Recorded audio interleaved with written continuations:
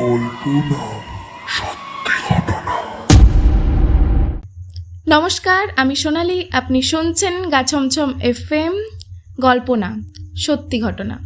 সকলকে স্বাগত জানাই গা ছমছম FM এর তৃতীয় এপিসোডে। আর আজকের ঘটনা লিখে পাঠিয়েছেন প্রীতি হালদার, বাড়ি জেলা হাওড়া, দাসনগর থেকে।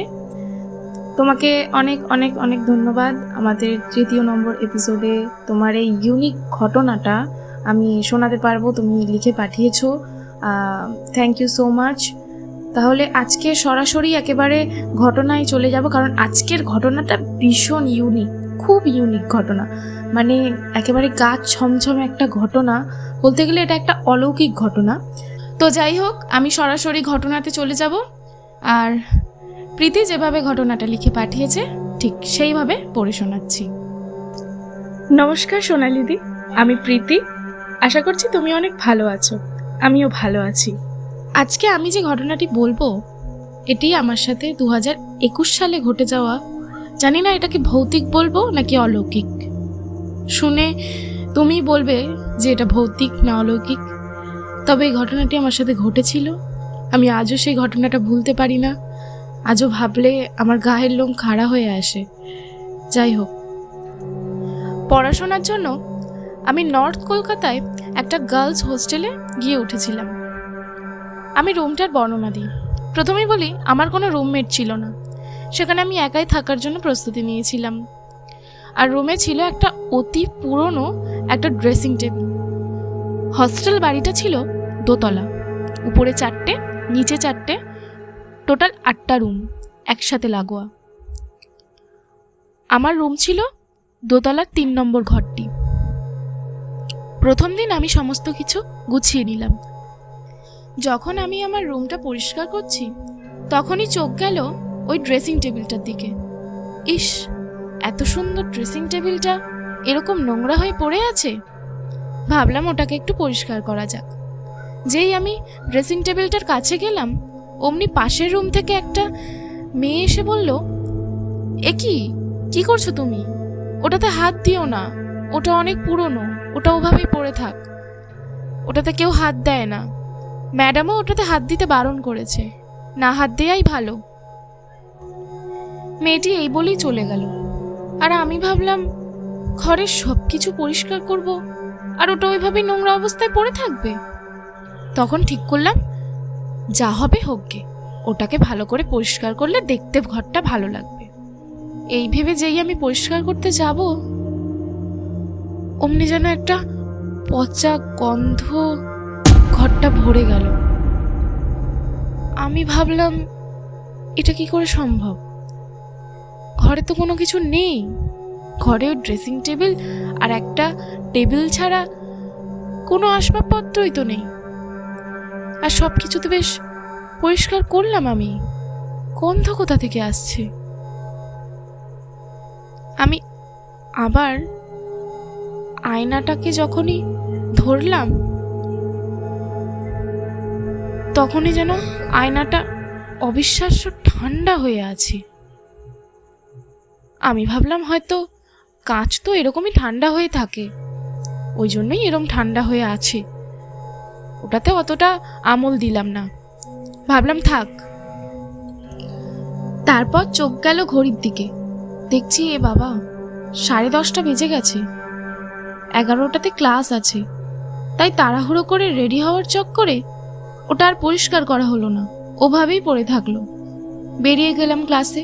ক্লাস থেকে ফিরতে সন্ধে হয়ে গিয়েছিল। বাইরে থেকে খাবার কিনে নিয়ে এসেছিলাম। আর যখন খাবার কিনছিলাম তার আগেই দেখলাম দোকানের পাশে একটি ঠাকুরের ফটোর দোকান, মানে শুধুমাত্র ঠাকুরের ছবি বিক্রি হচ্ছিল। ওখান থেকে আমি একটা মা দুর্গার ছবি কিনলাম। ছবিটা অপূর্ব সুন্দর। ভাবলাম ওই যে ড্রেসিং টেবিলের পাশেই একটা পেরেক পোতা আছে, ওখানেই এই ফটোটা ঝুলিয়ে রাখবো। তারপর রুমে ফিরে এলাম। নিজের পকেট থেকে রুমালটা বার করেই ড্রেসিং টেবিলের আয়নাটা ভালো করে মুছে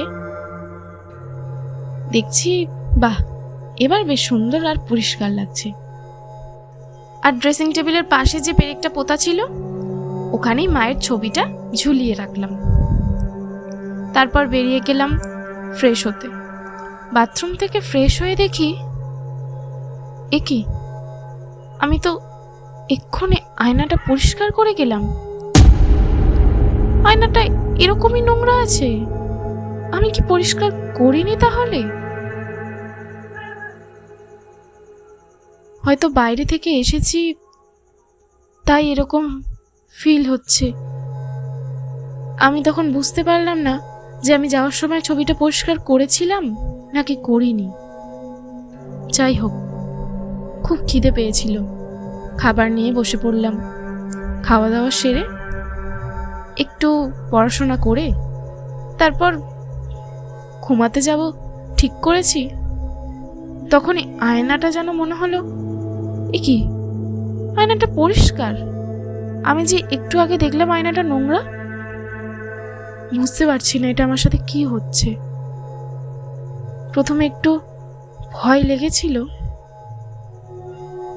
কিন্তু কিছু বুঝতে পারছিলাম না এটা আমার সাথে কি হচ্ছে। এইসব ভাবতে ভাবতেই কখন যে ঘুমিয়ে পড়লাম বুঝতেই পারলাম না। কতক্ষণ ঘুমিয়েছি তাও জানি না। ঘুম ভাঙলো একটা খটখট শব্দে। শব্দটা কোন দিক থেকে আসছে কিছুই বুঝতে পারছি না। মনে হচ্ছে ঘুমের ঘোরে কি ভুল শুনছি নাকি ঠিক। এদিক ওদিক তাকাতে একটু ভালো করে খেয়াল করে দেখলাম শব্দটা ওই ড্রেসিং টেবিলের আয়নার ভিতর থেকে আসছে। পিঠের শীত দাঁড়াবে একটা ঠান্ডা স্রোত বয়ে গেল।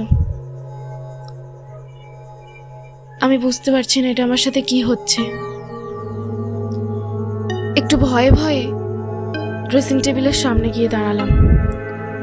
ভালো করে আয়নার দিকে তাকাতেই একটা ভয়ঙ্কর হাত, রক্তে মাখা, যেন হাতটা পুড়ে গেছে, মাংস খসে পড়ছে, আর হাতটা যেন বেরিয়ে আসবে আয়নার ভিতর থেকে।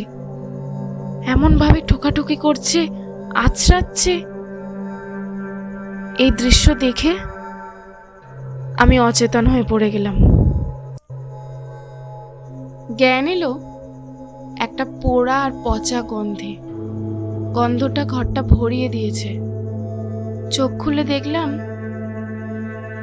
সেই ভয়ঙ্কর হাতটা আমার দিকে এগিয়ে আসছে। কি করব বুঝতে পারছি না। আমি সর্বশক্তি দিয়ে উঠে দাঁড়িয়ে মা দুর্গার ছবির কাছে গিয়ে প্রাণপণ চেষ্টা করছি মুখ থেকে আওয়াজ বার করার। মনে মনে বলছি, মা গো, বাঁচাও, বাঁচাও মা আমায়। তারপরে একটা সুগন্ধ সেই পচা গন্ধটাকে যেন হার মানিয়ে দিচ্ছে।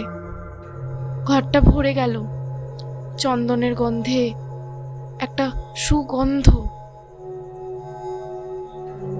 এই গন্ধটা এতটাই তীব্র যে আমি আবার অজ্ঞান হয়ে গেলাম।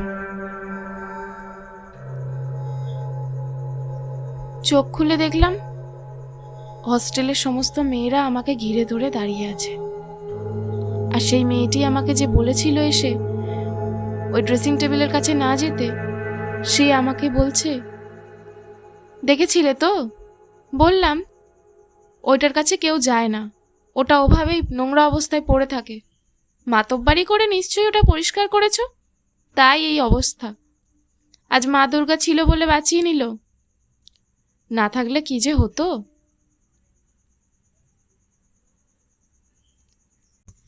এই ছিল আমার সাথে ঘটে যাওয়া ঘটনা। গা ছমছম FM এর জন্য অনেক শুভকামনা রইল। থ্যাংক ইউ সো মাচ প্রীতি। তোমার এই গল্পটা শুনে তো আমি লিটারেলি নিজেই অবাক হয়ে গেছি, কিছু বলার নেই। অসাধারণ, এরকম ঘটনা যেন কারোর সাথে না ঘটুক। সত্যি আমি জানি না এটা অলৌকিক নাকি ভৌতিক। তোমরাই এটা গল্পটা শুনে বিচার করে কমেন্টে অবশ্যই লিখবে কার কি মনে হয়েছে এই ঘটনাটা শুনে। আর এরকমই ঘটনা শুনতে হলে সাবস্ক্রাইব করে রেখো গা ছমছম FM কে। আর যদি তোমাদেরও সাথে ঘটে থাকে এরকম কোনো অলৌকিক বা ভৌতিক ঘটনা যা ভাবলে আজও গায়ের লোম খাড়া হয়ে যায়, তাহলে গল্প পাঠাও gachomchom@gmail.com আর না হলে আমার ডেসক্রিপশনে দেওয়া ইমেইলে। তাহলে আজকের ঘটনা ছিল এই পর্যন্তই। আবার আসবো পরের এপিসোড নিয়ে। ততক্ষণ টাটা। গা ছমছম FM কল্পনা।